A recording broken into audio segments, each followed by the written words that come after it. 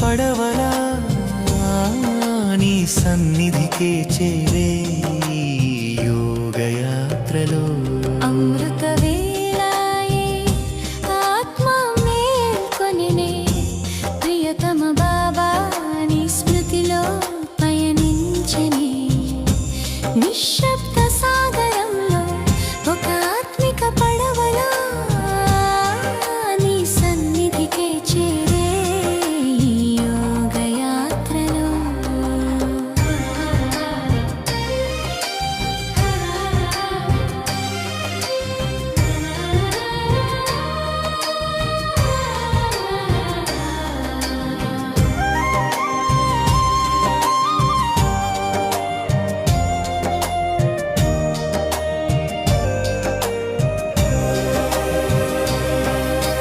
లోకమంతా గాఢనిదురలో నా బుద్ధి నీతోనే బాబా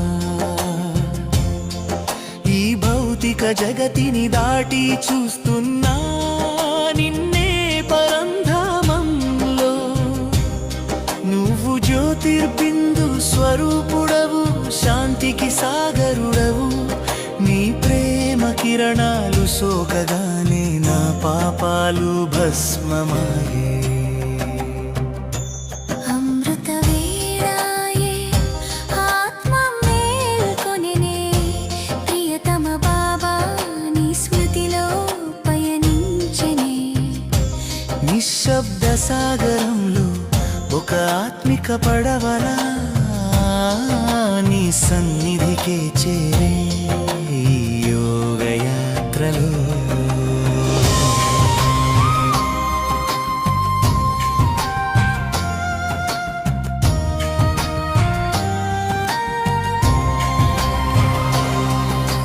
జ్ఞానము పవిత్రత ఆనందం అష్టశక్తులని నింపుకొని జ్ఞానామృతమును గ్రోలి సఖ్యగా స్మృతిని పొంది విశ్వ కళ్యాణకారిగా నీ సేవలో తరించెదా నా ప్రతి శ్వాస ప్రతి క్షణం నీకే అంకితం ప్రియ బాబా అమృత వేళాయే ఆత్మ మేల్కొనెనే ప్రియతమ బాబా నీ స్మృతిలో పయనించెనే నిశ్శబ్ద సాగరంలో ఒక ఆత్మిక పడవడా నీ సన్నిధికే చేరే యోగయాత్రలో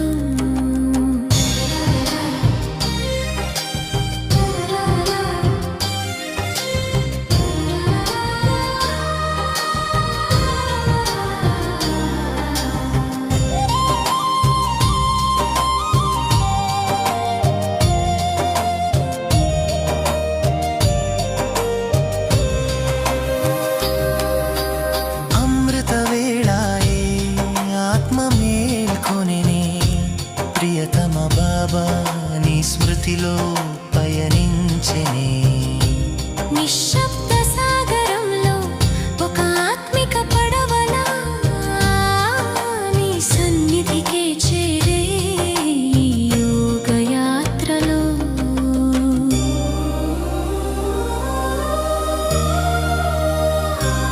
అమృత వేళాయే ఆత్మ మేల్కొనెనే ప్రియతమ బాబా నీ స్మృతిలో పయనించెనే నిశ్శబ్ద సాగరంలో ఒక ఆత్మిక పడవలా నీ సన్నిధికే చేరే ఈ యోగయాత్రలో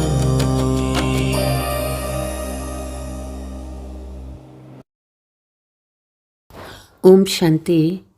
మురళీ డేట్ 31/12/2025. మధురమైన పిల్లలారా, మధువనం పవిత్రులలో అత్యంత పవిత్రమైన తండ్రి ఇల్లు. ఇక్కడికి మీరు అపవిత్రులెవ్వరినీ తీసుకువచ్చేందుకు వీలు లేదు. ప్రశ్న: ఈశ్వరీయ ప్రచార సంస్థలో పక్కా నిశ్చయ బుద్ధి కలవారి గుర్తులేమిటి? జవాబు: వారు స్తుతి నింద అన్నింటిలోనూ ఓర్పు ఉంటారు. కోపం చేసుకోరు. ఎవరిని దేహ దృష్టితో చూడరు. ఆత్మనే చూస్తారు. ఆత్మగా ఉండి మాట్లాడతారు. స్త్రీ పురుషులు కలిసి ఉంటూ కమల పుష్ప సమానంగా ఉంటారు. ఏ విధమైన కోరికలు ఉంచుకోరు. పాట. ఓ సులభమా ఓ సులభమా ఎందుకు ఆహుతి కావు, జలే నాట్యం పర్వాన. ఓం శాంతి. ఆత్మీక పిల్లలకు ఆత్మీక తండ్రి అర్థం చేయిస్తూ ఉన్నారు. అంటే భగవంతుడు ఆత్మీక విద్యార్థులను చదివిస్తూ ఉన్నారు. ఆ పాఠశాలలోని విద్యార్థులను ఆత్మీక విద్యార్థులని ఎవ్వరూ అనరు. వారు అసురీ వికారి సాంప్రదాయానికి చెందినవారు. ఇంతకుముందు మీరు కూడా ఆసురి అంటే రావణ సాంప్రదాయానికి చెందినవారిగా ఉండేవారు. ఇప్పుడు రామరాజ్యంలోకి వెళ్లేందుకు పంచవికారాలనే రావణ్పై విజయం పొందే పురుషార్థం చేస్తూ ఉన్నారు. ఈ జ్ఞానాన్ని ప్రాప్తి చేసుకోని వారికి మీరు రావణ రాజ్యంలో ఉన్నారని అర్థం చేయించవలసి వస్తుంది. వారంతకు వారు అర్థం చేసుకోలేరు. మీరు బంధుమిత్రులు మొదలైన వారితో మేము అనంతమైన తండ్రి ద్వారా చదువుకుంటున్నామని చెప్తారు. కానీ వారు నమ్మరు. తండ్రి ఎంతగా చెప్పినా, భగవంతుడు చెప్పినా వారు నిశ్చయం ఏర్పరచుకోరు. కొత్త వారికి ఇక్కడికి వచ్చేందుకు అనుమతి లేదు. లెటర్ లేకుండా, అడగకుండా ఇక్కడ ఎవరూ వచ్చేందుకు వీలు లేదు. కానీ అక్కడక్కడ కొంతమంది వచ్చేస్తారు. అలా రావడం నియమ విరుద్ధము. ఒక్కొక్కరి పూర్తి సమాచారము, పేరు మొదలైనవి వ్రాతలో అడగాలి. వీరిని పంపించవచ్చునా అని అడగాలి. బాబా భలే పంపమని చెప్తారు. ఒకవేళ ఆసురీ పతిత ప్రపంచంలోని విద్యార్థులుగా ఉంటే ఆ చదువుని వికారులు పతితులు చదివిస్తారని, ఈ చదువుని ఈశ్వరుడు చదివిస్తారని తండ్రి అర్థం చేయిస్తూ ఉన్నారు. ఆ చదువు ద్వారా అతి చిన్న పదవి లభిస్తుంది. భలే ఎంతమంది పెద్ద పరీక్ష పాస్ అయినా ఎంత సంపాదిస్తారు? వినాశము అతి సమీపంలో ఉంది. భీకరమైనటువంటి ప్రకృతి వైపరీత్యాలు కూడా సంభవిస్తాయి. ఇది కూడా మీకు తెలుసు. ఎవరు అర్థం చేసుకోరో వారిని బయట విజిటింగ్ రూమ్లోనే కూర్చోబెట్టి అర్థం చేయించాలి. ఇది ఈశ్వరీయ చదువు. ఇందులో నిశ్చయ బుద్ధి కలవారే విజయం పొందుతారు, అనగా విశ్వంపై రాజ్యపాలన చేస్తారు. రావణ సాంప్రదాయము వారికైతే ఇది తెలియదు. ఇందులో చాలా హెచ్చరికతో ఉండాలి. అనుమతి లేనిదే ఎవ్వరూ లోపలికి రాకూడదు. ఇది విహార స్థానం కాదు. కొద్ది కాలంలో నియమాలు కఠినమైపోతాయి. ఎందుకంటే ఇది అత్యంత పవిత్రమైన స్థానము. శ్రీబాబానే ఇంద్రుడని కూడా అంటారు. ఇది ఇంద్రసభ. నవరత్నాలను ఉంగరాల్లో వేసి ధరిస్తారు. ఆ రత్నాలలో నీలం కూడా ఉంటుంది. మరకత మాణిక్యాలు వజ్రాలు కూడా ఉంటాయి. ఈ పేర్లన్నీ అలా పెడతారు. సూక్ష్మదేవతలకు కూడా పేర్లు ఉన్నాయి కదా. సూక్ష్మదేవతలు మీరు ఎగిరే ఆత్మలు. ఇవన్నీ మీ వర్ణాలే. కానీ మనుషులు ఈ విషయాలు కొంచెం కూడా అర్థం చేసుకోరు. ఉంగరంలో కూడా రత్నాలు పొదిగే సమయంలో అందులో గోమేదకము, నీలము, కెంపు మొదలైనవి కూడా ఉంటాయి. కొన్ని 1000 రూపాయల కంటే కొన్ని 10,000 20,000 కూడా ఉంటాయి. పిల్లల్లో కూడా నెంబర్ వారుగా ఉన్నారు. కొంతమంది బాగా చదువుకొని యజమానిగా అవుతారు. కొంతమంది చదువుకొని దాసదాసిగా అవుతారు. రాజధాని స్థాపన అవుతూ ఉన్నది. తండ్రి కూర్చొని చదివిస్తూ ఉన్నారు. ఇంద్రుడని కూడా వారినే అంటారు. ఇది జ్ఞానవర్షము. జ్ఞానము తండ్రి తప్ప మరెవ్వరూ ఇవ్వలేరు. ఇదే మీ లక్ష్యము, ఈశ్వరుడే చదివిస్తున్నాడని నిశ్చయమైతే వారు చదువుని వదిలిపెట్టరు. రాతి బుద్ధి గలవారికి బాణం ఎప్పుడూ తగలదు. వచ్చినా నడుస్తూ నడుస్తూ కింద పడిపోతారు. పంచవికారాలు అర్ధకల్పం నుండి శత్రువులు. మాయ దేహాభిమానంలోకి వచ్చి చెంపదెబ్బ కొడుతుంది. ఆశ్చర్యంగా వింటారు, వర్ణిస్తారు, పారిపోతారు. మాయ చాలా బలమైనది. ఒకే చెంపదెబ్బతో కింద పడవేస్తుంది. మేమిప్పుడు కింద పడ్డామని భావిస్తారు. అయినా మాయ చెంపదెబ్బ కొడుతుంది. ఇక్కడ స్త్రీ పురుషులిరువురిని పవిత్రంగా చేస్తారు. ఈ విధంగా ఈశ్వరుడు తప్ప ఇతరులెవ్వరూ చేయలేరు. ఇది ఈశ్వరీయ మిషన్. తండ్రిని నావికుడని కూడా అంటారు. మీరు నావికుడు అందరి నావలను ఆవలి తీరానికి చేర్చేందుకు వస్తారు. సత్యమైన నావ కదులుతుంది కానీ మునగదని అంటారు. మఠాలు మార్గాలు అనేకమున్నాయి. జ్ఞానము భక్తికి మధ్య యుద్ధం జరిగినట్లుంటుంది. అప్పుడప్పుడు భక్తి కూడా విజయం పొందుతుంది, కానీ చివరికి జ్ఞానమే గెలుస్తుంది. భక్తి వైపు పెద్ద పెద్ద యోధులున్నారు చూడండి. జ్ఞాన మార్గం వైపు కూడా చాలామంది గొప్ప గొప్ప యోధులున్నారు. అర్జునుడు, భీముడు మొదలైన పేర్లుంచారు. ఈ కథలన్నీ కూర్చొని తయారు చేశారు. నిజానికి గాయనం మీదే, హీరో హీరోయిన్ల పాత్ర ఇప్పుడు మీదే నడుస్తూ ఉంది. ఈ సమయంలోనే యుద్ధం జరుగుతుంది. మీలో కూడా ఈ మాటల్ని బొత్తిగా అర్థం చేసుకోలేని వారు చాలామంది ఉన్నారు. చాలామంది వారికి మాత్రమే బాణం తగులుతుంది. థర్డ్ క్లాస్ వారు కూర్చోలేరు. రోజు రోజుకి చాలా కఠిన నియమాలు తయారవుతూ ఉంటాయి. అర్థం చేసుకోలేని రాతి బుద్ధి కలవారు ఇక్కడ కూర్చోవడం కూడా నియమ విరుద్ధమే. ఈ హాలు అత్యంత పవిత్రమైనది. పోపుని పవిత్రుడు అని అంటారు. ఈ తండ్రి పవిత్రులలో అత్యంత పవిత్రులు. తండ్రి అంటూ ఉన్నారు, వీరందరి కళ్యాణము నేనే చెయ్యాలి. వీరంతా వినాశమయ్యేవారు. ఇది కూడా అందరూ అర్థం చేసుకోలేరు. భలే వింటారు కానీ ఒక చెవిలో విని మరొక చెవితో వదిలేస్తారు. ఏ కొంచెం కూడా ధారణ చెయ్యరు. ఇతరులతో ధారణ చేయించరు. ఇలాంటి మూగవారు, చెవిటివారు కూడా చాలామంది ఉన్నారు. తండ్రి వింటూ ఉన్నారు, చెడు వినకు. వారు కోతి చిత్రాలను చూపిస్తారు, కానీ ఇది మనుషుల గురించి చెప్పబడుతుంది. ఈ సమయంలో మనుషులు కోతి కంటే హీనంగా ఉన్నారు. నారదుని కథ కూడా తయారు చేశారు. నీ ముఖం చూసుకో, లోపల పంచవికారాలు లేవు కదా, నారదునితో చెప్పారు. సాక్షాత్కారం జరుగుతున్నట్లుగా అవుతుంది. హనుమంతుని సాక్షాత్కారం కూడా జరుగుతుంది కదా. తండ్రి అంటూ ఉన్నారు, కల్పకల్పము ఇది జరుగుతుంది.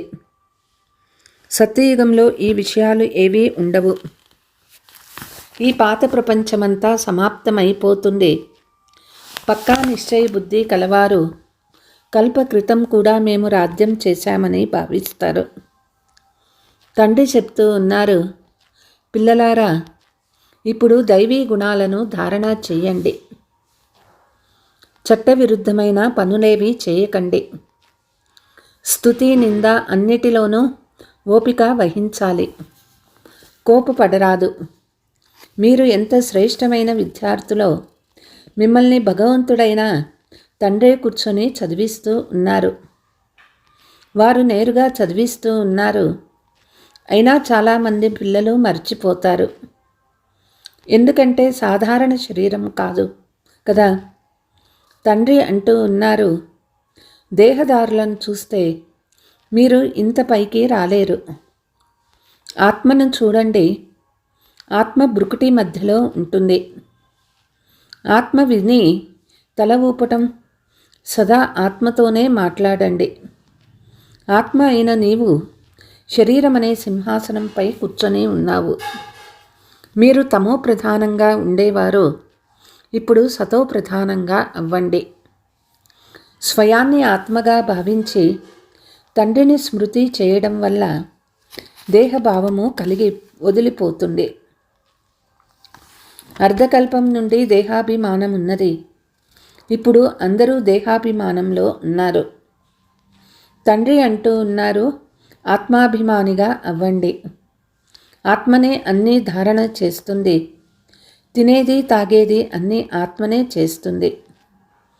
తండ్రి అయితే అభోక్త అని అంటారు. వారు నిరాకారులు. ఈ శరీరధారి అన్నీ చేస్తాడు. వారు తినరు తాగరు, వారు అభోక్త. దీనిని ఆ జనులు కాపీ చేస్తారు. మనుషుల్ని ఎంత మోసగిస్తారు. ఇప్పుడు మీ బుద్ధిలో పూర్తి జ్ఞానమంతా ఉన్నది. కల్పకృతము ఎవరు అర్థం చేసుకున్నారో వారే అర్థం చేసుకుంటారు.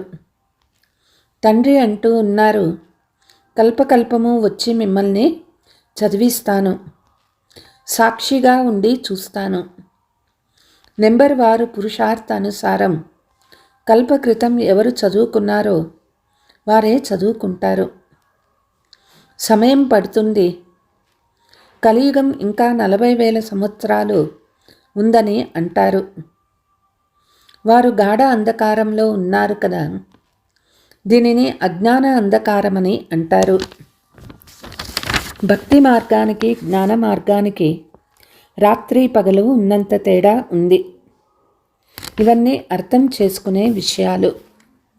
పిల్లలు చాలా ఖుషీలో మునిగి ఉండాలి. అన్నీ ఉన్నాయి, ఏ కోరిక లేదు. కల్పకృతం వలె మన కోరికలన్నీ పూర్తి అవుతాయని మీకు తెలుసు. అందుకే తృప్తిగా కడుపు నిండుగా ఉంటుంది. ఎవరికి జ్ఞానం లేదో వారికి కడుపు నిండి ఉండదు. సంతోషం వంటి విటమిన్ లేదని అంటారు.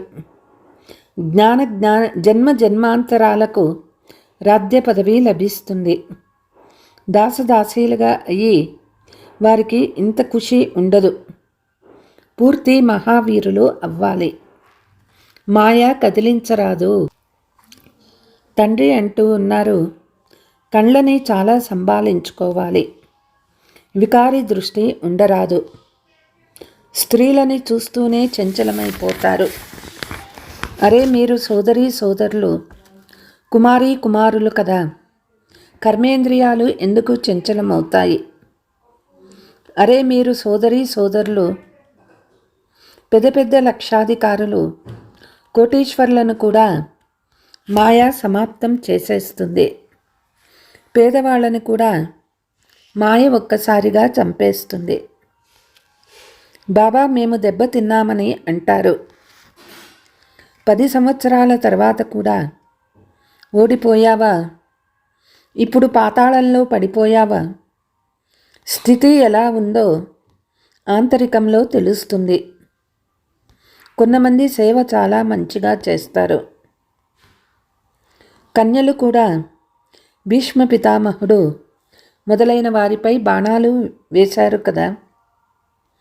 గీతలో కొద్దో గొప్పో సత్యము ఉంటుంది. ఇది భగవాను వాచ. కృష్ణ భగవానుడే గీత వినిపించి ఉంటే నేను ఎవరినో ఎలా ఉన్నానో ఏ ఒక్కరికో తెలుసు అని ఎందుకంటారు? కృష్ణుడు ఇక్కడ ఉండి ఉంటే ఏం చేసేవాడో తెలియదు. కృష్ణుని శరీరము సత్యయుగంలో ఉంటుంది. కృష్ణుడు అనేక జన్మల అంతిమ జన్మలోని శరీరంలోనే నేను ప్రవేశిస్తానని తెలియదు. కృష్ణుని వద్దకైతే అందరూ పరిగెత్తుకొని వస్తారు. పోపు మొదలైన వారు వస్తే ఎంత పెద్ద గుంపు వచ్చి చేరుతుంది. ఇప్పుడు అందరూ పతిత్గా తమో ప్రధానంగా ఉన్నారు. మనుషులకి ఇది తెలియదు. పిల్లలకు తండ్రి ఎంతో మంచి రీతిగా అర్థం చేయిస్తారు. अच्छा, मीठे मीठे सिकीलते बच्चों प्रति माता पिता बाप दादा का याद प्यार और गुड मॉर्निंग. रूहानी बाप की रूहानी बच्चों को नमस्ते. हम रूहानी बच्चों की रूहानी माता पिता बाप दादा को याद प्यार गुड मॉर्निंग नमस्ते नमस्ते. ధారణ: పనికిరాని విషయాలను ఒక చెవితో విని మరొక చెవితో వదిలేయాలి. చెడు వినకు. తండ్రి ఇచ్చే శిక్షణలను ధారణ చేయాలి. వద్దు కోరికలేమీ ఉంచుకోరాదు. కళ్ళను చాలా సంభాళించుకుంటూ ఉండాలి. వికారి దృష్టి ఉండరాదు. ఏ కర్మేంద్రియము చంచలమవ్వరాదు. సంతోషంతో నిండుగా తృప్తిగా ఉండాలి. వరదానము: మాయా యొక్క ఆటను సాక్షిగా ఉండి చూసే సదా నిర్భయ మాయా జీత్ భవ. ఎలాగైతే ప్రతి సమయము పిల్లలు మీ స్టేజి వృద్ధి చెందుతూ ఉందో, ఇప్పుడు మాయ యొక్క దాడి వృద్ధి చెందరాదు. మాయ నమస్కరించేందుకు రావాలి, కానీ యుద్ధం చేసేందుకు కాదు. ఒకవేళ మాయ వచ్చినా దానిని ఆటగా భావించి చూడండి. సాక్షిగా ఉండి హద్దులోని డ్రామాను చూస్తారో అలా అనుభవం అవ్వాలి. మాయ ఎంత భయంకర రూపంలో వచ్చినా మీరు దానిని ఆటబొమ్మ మరియు ఆటగా భావించి చూస్తే చాలా మజా వస్తుంది. తర్వాత దానితో భయపడరు, గాబరా పడరు. ఏ పిల్లలైతే సదా ఆటగానిగా అయ్యి సాక్షిగా ఉంటూ మాయా యొక్క ఆటను చూస్తారో వారు సదా నిర్భయంగా మాయాజీత్గా అయిపోతారు. స్లోగన్: క్రోధము సమీపానికి కూడా రానంత స్నేహసాగరంగా అవ్వండి. అవ్యక్త సూచన: కర్మాతీత్ అంటే కర్మకు అధీనం కాదు, కర్మ యొక్క పరతంత్రులు కాదు. స్వతంత్రులై కర్మేంద్రియాల ద్వారా కర్మలు చేయించండి.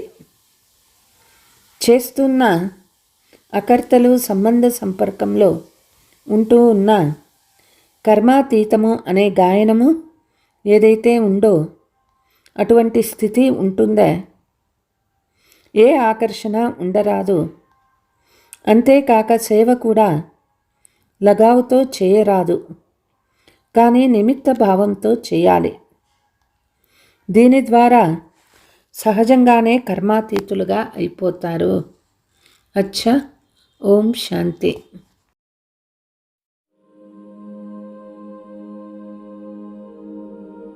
హాస్పిటల్కి వెళ్ళినప్పుడు హాస్పిటల్లో రోగుల స్వస్థత కొరకు, ఆరోగ్యం కొరకు, వారి యొక్క సంపూర్ణ శాంతి కొరకు చెయ్యవలసిన యోగాభ్యాసం. అనారోగ్యంతో ఉన్న ఆత్మల ఆరోగ్యం కొరకు చెయ్యవలసిన యోగాభ్యాసం. నేను ఆసుపత్రి గదిలో లేదా ప్రాంగణంలో ప్రశాంతంగా కూర్చొని ఉన్నాను. చుట్టూ ఉన్న రోగులు, వారి బాధలు, ఆందోళనలు, వీటిని సాక్షిగా గమనిస్తూ నా దృష్టిని నెమ్మదిగా నాలోకి తీసుకువస్తున్నాను. లోతుగా శ్వాస తీసుకొని నెమ్మదిగా వదులుతున్నాను. నా మనసు స్థిరంగా, శాంతంగా మారుతోంది. నేను ఈ శరీరాన్ని కాదు, ఈ సహాయకుడి పాత్రను కాదు, నేను భ్రూమధ్యంలో ప్రకాశించే శక్తివంతమైన ఆత్మను. శాంతి, ప్రేమ, పవిత్రత, శక్తి నా సహజ గుణాలు. ఈ ఆత్మిక స్థిరత్వంలో తేలికై నేను సూక్ష్మంగా పరంధామానికి ప్రయాణిస్తున్నాను. అక్కడ నేను మహావైద్యుడు, దుఃఖహర్త, సర్వశక్తిమంతుడైన నా తండ్రి పరమాత్మను చూస్తున్నాను. ఆయన నుండి అనంతమైన ఆరోగ్యశక్తి, స్వస్థతా కిరణాలు ప్రవహిస్తున్నాయి. నేను ప్రేమగా ఆయన సమీపానికి వెళ్ళి బాబా, ఈ ఆసుపత్రిలోని అన్ని రోగుల ఆరోగ్యం కోసం శక్తి ఇవ్వండి అని సంకల్పిస్తున్నాను. ఆయన నుండి వచ్చే శక్తివంతమైన కిరణాలు నాలో పూర్తిగా నింపుతున్నాయి. ఆరోగ్య కిరణాలు, శారీరక రోగాలను తొలగించే శక్తి. శాంతి కిరణాలు, మనసు ఆందోళనలను తొలగించే శక్తి. ప్రేమ కిరణాలు, హృదయంలో ధైర్యాన్ని, ఆశను నింపే శక్తి. పవిత్రతా కిరణాలు, సంస్కారాలను శుభ్రం చేసే శక్తి. ఇప్పుడు నేను పరమాత్మ శక్తులతో నిండిన ఒక దివ్య వాహకుడిని, ఛానల్ను. నా దృష్టిని తిరిగి ఆసుపత్రి వైపు తీసుకువస్తున్నాను. నేను ఒక శక్తి ఫౌంటైన్లా మారాను. నా నుండి ఈ దివ్య కిరణాలు ప్రవహిస్తూ ఈ గదిలోని ప్రతి రోగి, ప్రతి ఆత్మ వరకు వ్యాపిస్తున్నాయి. రోగులకు యోగదానం సంకల్పాలు. మీ శరీరం పరమాత్మ ఆరోగ్య శక్తితో నిండుతోంది. మీరు త్వరగా స్వస్థులవుతారు. మీ మనసు పూర్తి శాంతితో నిండుతోంది. భయం, చింత అదృశ్యమవుతున్నాయి. మీ ఆత్మలో ధైర్యం, విశ్వాసం మేల్కొంటోంది. మీరు శక్తివంతులు. పరమాత్మ మీ మహావైద్యుడు. మీరు సంపూర్ణ ఆరోగ్యవంతులవుతారు. నా కళ్ల ద్వారా, మనస్సు ద్వారా, సంకల్పం ద్వారా ఈ శక్తి ప్రతి రోగి శరీరం, మనస్సు, ఆత్మలోకి ప్రవహిస్తోంది. వారి రక్తంలో, కణాల్లో, ఆలోచనల్లో ఈ దివ్య శక్తి పనిచేస్తోంది. వారి డాక్టర్లు, కుటుంబ సభ్యులు కూడా ఈ సకారాత్మక శక్తి ప్రభావంతో మెరుగైన సేవ చేస్తున్నారు. నేను దృఢంగా సంకల్పిస్తున్నాను. నేను పరమాత్మ నిమిత్త సేవకుడిని. ఈ ఆసుపత్రి ఒక ఆరోగ్య కేంద్రంగా మారుతోంది. ఇక్కడి ప్రతి ఆత్మ సంపూర్ణ ఆరోగ్యవంతులవుతారు. ఈ దివ్య సేవా అనుభూతిని నాలో నింపుకొని నేను తిరిగి ఈ ఆసుపత్రి వాతావరణంలోకి వస్తున్నాను. నా ఉనికి ఒక శక్తి మూలం. నా స్మైల్, మాటలు, ఉనికి అందరికీ శాంతి, ఆశ ఇస్తున్నాయి. ఓం శాంతి. ఈ యోగాభ్యాసం 3 నుండి 5 నిమిషాలు చేస్తే చాలు. రోగులను చూస్తూ ఈ సంకల్పాలు చెయ్యండి. మీ శక్తి వారిలోకి ప్రవహిస్తుంది. ఓం శాంతి.